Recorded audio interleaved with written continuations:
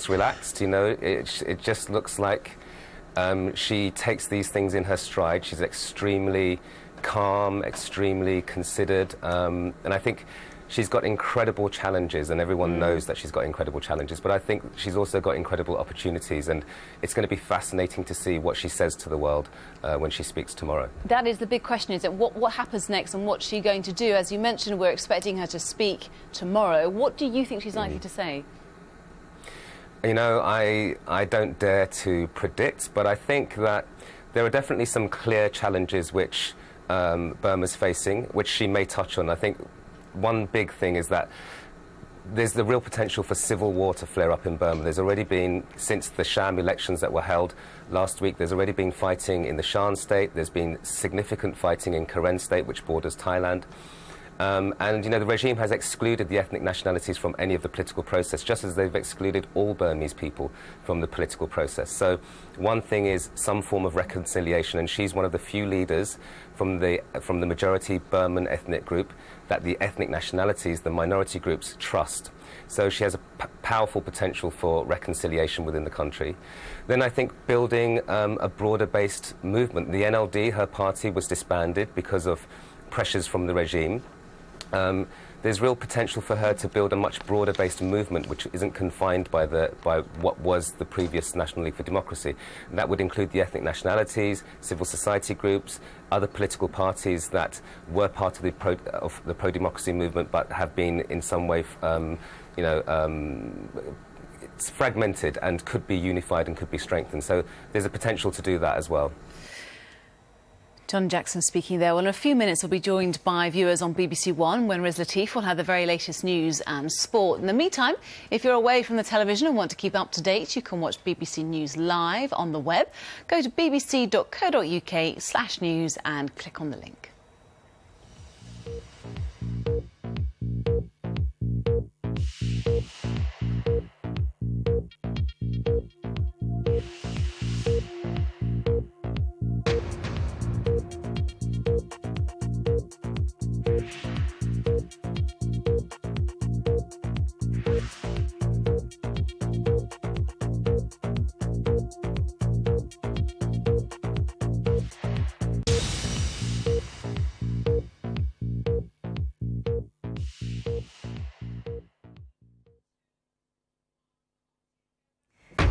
The face of Burma's democracy movement, Aung San Suu Kyi, has been released from house arrest.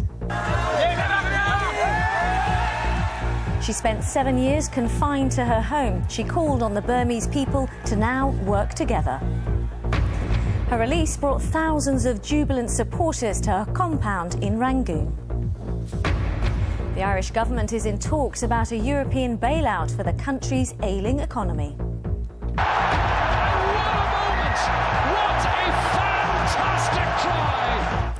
And a superb victory for England in a thrilling match against Australia.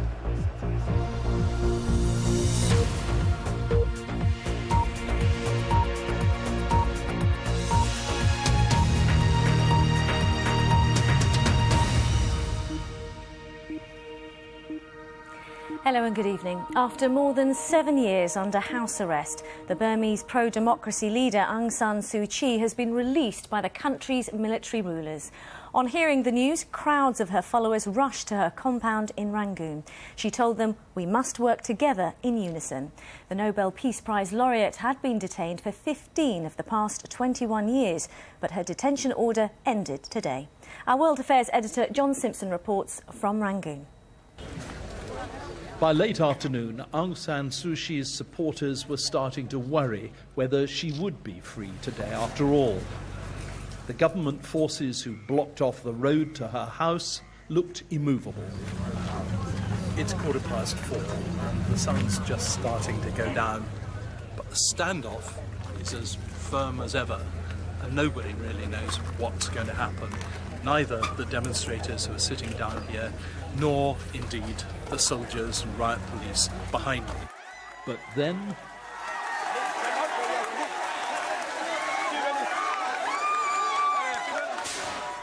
suddenly, the road was clear and the race was on.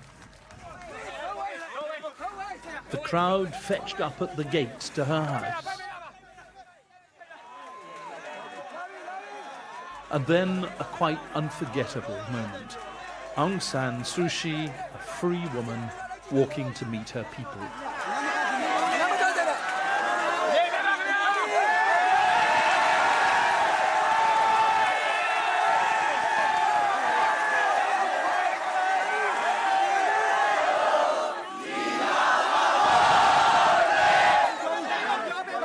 By now, she'd twined some flowers in her hair, which someone had given her.